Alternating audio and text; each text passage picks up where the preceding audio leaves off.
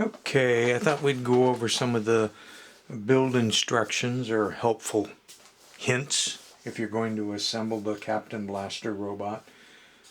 Building a second one here with different colors. But if you downloaded the files the very first day that I put them up there, you might want to delete those and re-download the files off Thingiverse, because it had made a few changes, a few things that I caught, a few things that were missing, and so on. But basically you're going to start with the foot. We're going to start on the base, and this is not the same base as used in my other Pogot robots. It's almost the same, but this rear wheel had to be moved back just a little bit further so that the rubber grommets wouldn't bite into the leg part. Parts get swapped around in this build. So there is a front and a back, or if you will, a heel and a toe to this foot. And if you looked at this rod here, I'm using 3mm brass rods. You can use 3mm aluminum or steel. The main reason I picked 3mm is it's very close to the American 1/8 inch. So if you're using 1/8 inch rod, fine. You may have to drill things out a little bit to get it to fit loose. You know, things that are supposed to spin need to spin free, but that's a whole nother topic. Anyway, when you sight the center of the lower foot build right here, which is where the ratchet is sitting, you can see that these two upper holes, which are going to be for the legs and the leg linkage, are further to the back. They're not further to the front, so that you know that this is the toe end of the foot. That's the important thing you need to know. When you put the front wheel on, of course, just like any of the ratcheting toys, you have to envision the foot actually moving forward. So if it was moving forward, the wheel is going to turn in this direction, and if it turns in that direction, you want the slopes so that the ratchet will glide off of them. And then when the foot is pushed backwards, they want the ratchet to grab, so it can only go in one direction. The ratchet itself, as you can see, has a fatter piece on the bottom side than on the top, so that goes down like that. The rubber grommets, that part stays the same. So that's the basic important thing about this part of the build, is determining where your heel is and where your toe is, so that you can continue to build this thing correctly. So then the next part you're going to want to put on there, doesn't really matter which comes next. I'm going to put this piece of leg linkage on there. It's going to go up in the toe end of the foot, just the exact opposite of the other Pogot robots, through the upper hole. Then here's the leg that we'll be putting on there. This gray part is part of the linkage for moving the arms. I purposely wanted to print it in a different color so you could cleanly see how it's glued on in place. And this little peg gets glued on in the Pogot ones, and you get to do it on here if you want to. I used a screw and screwed it through at the right distance here, and I said, no, what the heck, why don't we just print that as a post and glue it on. We're going to be gluing this on. Makes it easier. So slide your linkage in there, drop that down, get your other post. Obviously you cut the post the same width as the upper part of the foot. There we go. So there is an assembled leg unit. Now to hold all those posts in place, that's when you would take your foot cover, and I guess before I slide it on there I should say, I like to put just a little bit of glue along the heel and the toe part. I don't bother with the sides. And then when you press that down, you can simply hold that in place, and that's going to lock all those pins in, so you don't have to worry about any of the pins dropping out and getting lost. So over here on the main assembly, you can see I've got the leg out on this side. This side, this is an assembled leg that's already glued and in. But this is just going to slide in there, like so. And I don't know that I can actually do any of this and try to keep it in camera.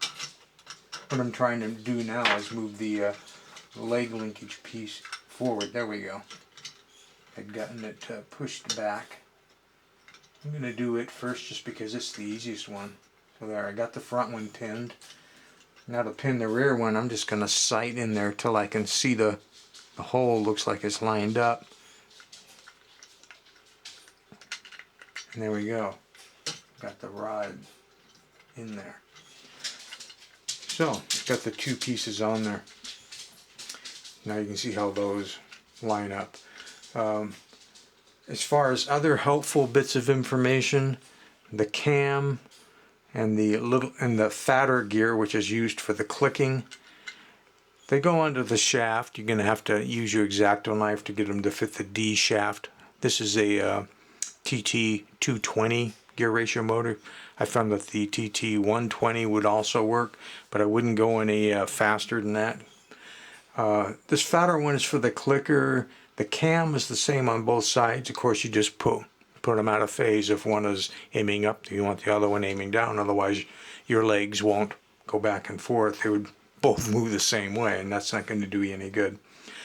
I use a small screw to lock those onto the shaft, a screw and a washer. Now on this side it's the same cam, but it's the thinner gear that goes on there, and again I have the little screw and a washer that hold them on. And that'll space everything out just right for you. I've got a screw in this side holding the TT motor in place back here. I don't bother to put one up there. Then in the front I use a longer, that's a 632 here in America, so whatever that is in metric, I don't know, 3.5, 4 millimeter, something. There's one that works. This is a longer 632 because it's going to hold this gear cam assembly all the way in and goes into the motor to hold that side of the motor in.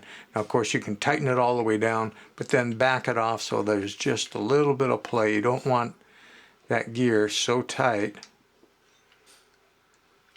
that things won't work. When that cam comes around, you have to make sure that you apply the power to the motor in the right direction so that the cam turns right. If you had the cam turned the wrong way, the flat edge of that cam is going to come around and bind up. And if you're using one of the TT 220 motors, then you just ruin the motor because it's going to strip the gears inside there. It won't stop the motor, it'll strip the gears first. As far as getting the direction right before you get all this mechanism on there, when you're looking at the clicker side, like we are right here, that this cam and gear should be turning clockwise. And obviously if you were looking at this side, you go, well, I know that cam has to turn that way. So make sure you apply your power in the correct way. In the case of the TT220, that would be the positive. If you have your motor connections on this side, the cam side, ground negative to the back, positive to the front, seemed to work well for me. Now as far as this whole gun mechanism and the getting power to the LED, I talked about that in this one, how I did it. Well, I tried a different way on this one to see how it would work. Since I'm going to be using, rather than having that wire up here like I did on the other one and bringing that one LED wire up so that when this came up it would make contact to make it flash, I found that worked reliably and really great when it was out in the open, but it didn't work very reliably once the body and doors are on there, and the doors add, because these two levers here are what push the doors open. Once those are involved in the mix, it became very difficult to adjust where this upper wire touches that one and get it to work reliably. So I scrapped that idea. That one's still wired that way, but I scrapped that idea when I was making this one. So I brought one of the LED wires up and wrapped it around the paper clip a few times when the paper clip goes in, so that it can freely move, but I know I can get power back through that paper clip all the way over to here. And I made a little wiper, as you can see when it comes up, then that wiper can come up. This is out of some brass shim stock found at the hobby store, and the other one up here is just soldered onto the motor contact so that when the gun comes up, then it'll light. Power for the lower one is still the same. You've got this lower paper clip pin here, comes through. But I think what I would do if I was doing this all over again is I'd do the same thing. I'd bring the LED wire up, wrap it around a paper clip out in the open a few times and push that down.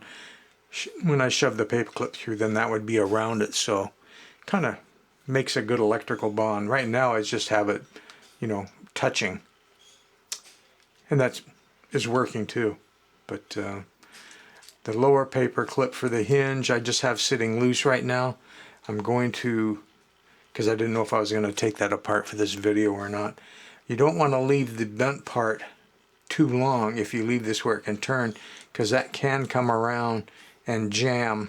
You can see against this leg, when this leg is fully back, this is forward, and that can cause a problem.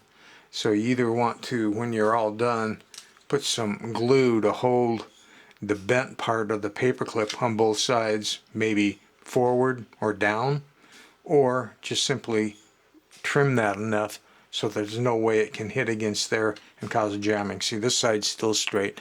I haven't bent it yet. What else we want to talk about? I guess I could demo just this part sitting here so you can see this part operating. On the body, I already have the battery pack glued in here. You glue it in the center, so there's enough room for this back piece to move. The back piece, of course, tips in like that all the way over, and then you push it over to this side to lock it. So these are just the two battery wires coming up. They're not going to the switch or anything like that yet. The arm assembly is the same as in the Pogots. There's a screw that comes in here and then screws onto this part, and there's a spacer. You can see that gray spacer in there, and I tighten them all the way down, then I loosen them up. The whole idea of that is you want to be able to position this arm without breaking anything in there, so you don't want it too tight. Now, as the doors, I think I kind of covered in that, are made of a couple of parts. There's this rear piece that we're seeing here, and this tip piece, which lines up to the front, and you visually line up the bottom edge with that slot. So that kind of tells you where to glue that on both sides of the door. Now what you're seeing out here, this piece here, that's a separate piece, and I wanted it printed that way so that you get a cleaner print. And of course the green infill parts are separate pieces that are glued in as well. Straighten out a paper clip to form your axle for the door hinge, and then the little return springs so that these will want to close. I've got one laying here. Again, I just took a guitar string. Maybe if you like super slinkies, you could use a super slinky E string. This happens to be off a set of electric guitar strings for a 12-string guitar. This is the wire that the piano wire that they use on the G string, because it's an octave higher, so it's even a smaller diameter than the upper E string. And I just took it and I wrapped it around a paper clip. Actually wrapped it around about 5 or 6 times, because when you let go it's going to unwrap a few and it opens up much larger, because that hole is obviously much larger than a paper clip hole. But that's the basis of forming it, and use your needle nose pliers to make a bend. For example, when it comes out, make a bend and run this side down. I left this one just going straight out this way, so when I glued this front cover on, it captured that side of the spring. You don't want too much tension there, it's going to make it too hard for this all to open up. As far as the head goes, of course, the head prints in 2 parts. As you can see, it's going to be that side and this side, and then the ears you glue on separately, and the eyes,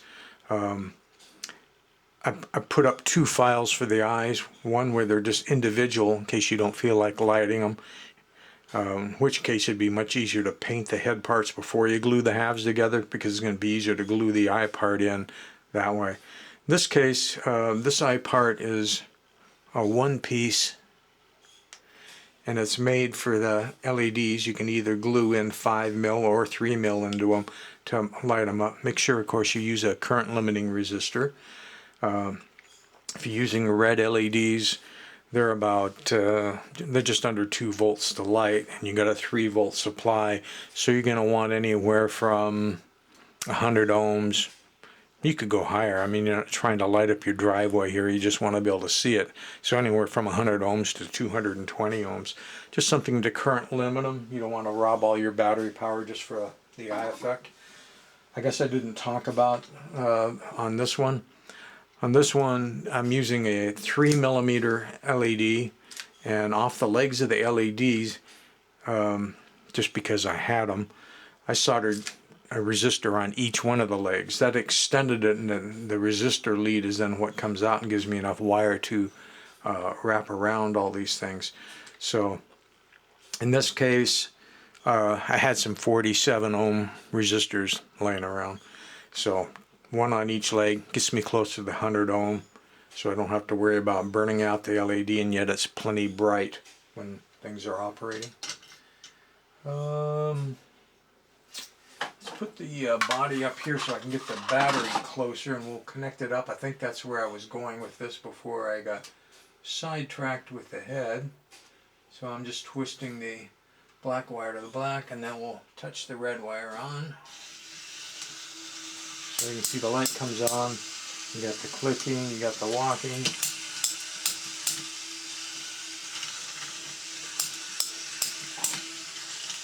And watch the clicker engage.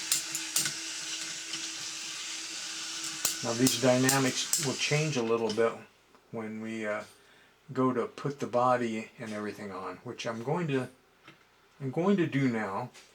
I don't know how much of this is going to stay in camera, but I think that just the information of me talking will help a lot of you with this when you go to do it. You can't just take the body, I guess I better stay back here, and drop it straight down and get it on there, because this back of this motor mount and the back of this battery pack area are going to touch. They can't go back any further, but these are long enough that they would stick out and you won't be able to slide it down. So you have to do a twist. You have to just get the motor wires up out of the way. You have to come in basically sideways with this for a little bit.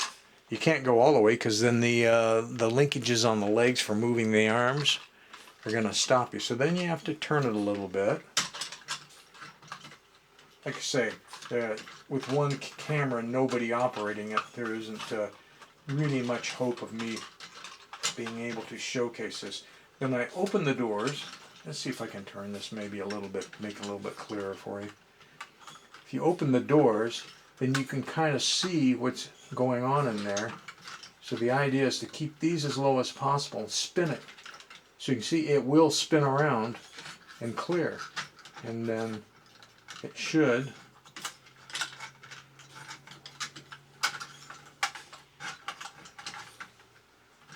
be able to drop it down. I think I'm sitting on the arm linkage. Again, I'm going to have to move this where you probably can't see what I'm doing.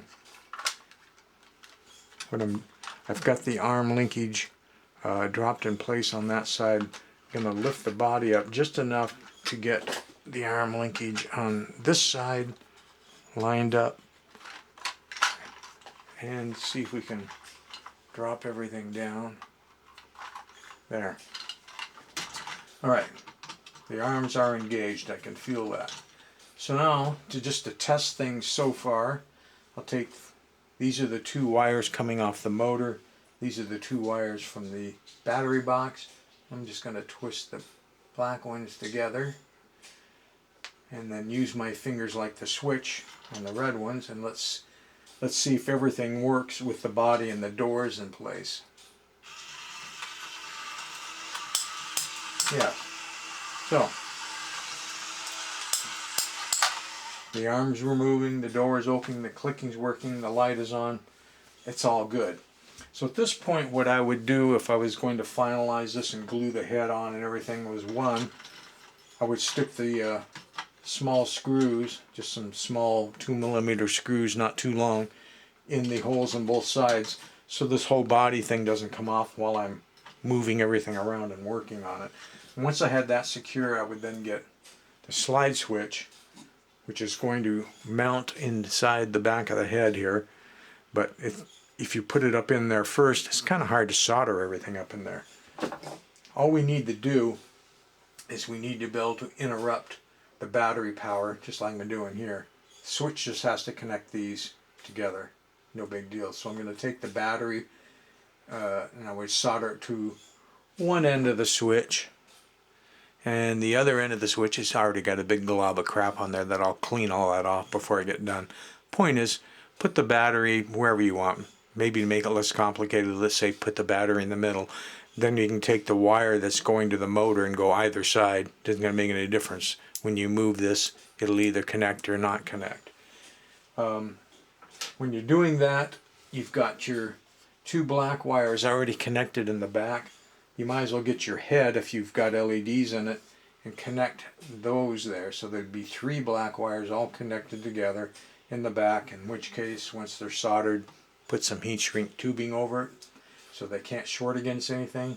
Then the red wire, which is going to be the positive for the LEDs, grab your motor wire and connect it with that when you solder it onto the switch. So that way when you turn the switch on, power will go to the eyes and the motor, and you're all good. Once they're on the switch, you've got those wires now, and it's not too hard when there's wires connected to the switch to fish it up inside the head and screw it in place with some 2mm machine screws and screw it in there. At that point I would take all the wires, once the switch is in there and you've already soldered the black, and put the heat shrink tubing on. Just jam all the wires up in the head up in there. You don't want them jammed down in here where they might get into the gears or the linkage of the door or anything like that. And before you glue the head down, which I like to just put like a little dot of glue here and here, but you could dot the four corners, and this little ring will line up with the hole in the top of the body. So you jam the wires up in there, put the glue in there, and glue the head on down so it is looking good. But before you get that far, with the head just kind of hanging off to the side and the switch installed, turn it on and make sure everything is still working. Because once that head's glued on, if you glue it on really securely, it's going to be really hard to get back in there and do anything because of the wires that are stuffed up in the head.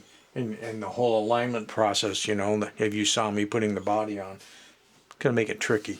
Better to make sure everything is working right now. That's kind of one reason why when I do the heads, I just put a little bit of glue in two opposite corners. And instead of using permanent weld-on glue, I'll probably use the E6000. Because that way, if I had to, I could get in there with a razor blade, a flat blade, and cut the glue in the 2 points. I could get the head off. Get the head off, then it's not a big deal to get the body off. 2 screws, you can lift the body off, and if you need to drop the switch out, 2 screws, you can drop the switch out. So you can get in there to fix or adjust or do whatever you need to do. So those are the helpful, hintful tips.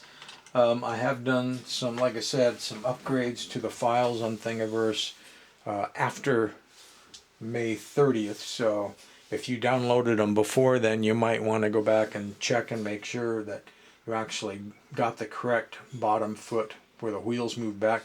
You'll know if you printed the wrong foot, because if you printed the wrong foot, what's going to happen is this rubber on there is going to actually hit this bottom of this leg, and this wheel won't turn for you. It'll be bound up.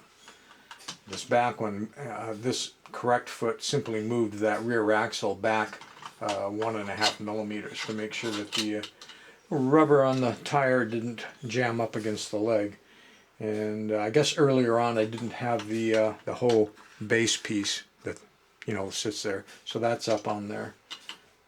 I think I added a file showing how to bend the paper clip that does the linkage, you know, how long to make each end and straight and all that. So there is a picture up there showing the dimensions for forming that paper clip as well. One thing that on the paper clip I find that has helped a lot, let's see if we can show it. I think we can.